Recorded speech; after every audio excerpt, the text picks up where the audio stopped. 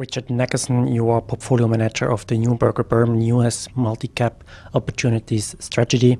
On Wednesday, the Federal Open Market Committee will take place. Several economists predicting that the Federal Reserve will begin slowing its bond purchases in September and instead of later in the year.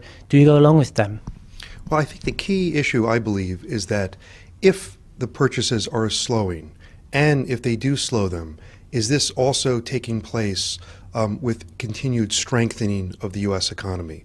I believe the Fed set up appropriate expectations that the bond buying program would slow down as we see continued strength. So eyes will be on how strong is the actual U.S. economy.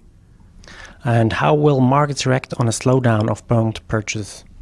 I think the slowdown of the bond purchasing really relates to, is the underlying economy doing well? So I believe that if it's clear that the economy continues to demonstrate sufficient strength to warrant a slowdown of the tapering, the market could react favorably. If there's a good disconnect between the two, the question is, how big would that disconnect be?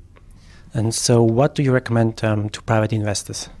Well, to private investors, I think the question is, what is from their personal risk profile? I believe it's most important that they manage their portfolio according to the risk that they can take.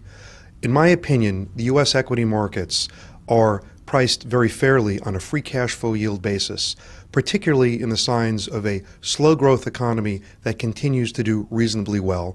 And there's a position and a place at the right size to participate in U.S. equities based upon an individual's investment's risk-reward profile. So I think a certain level of participation makes good sense. Richard Nackenson, thank you for the talk. Thank you very much.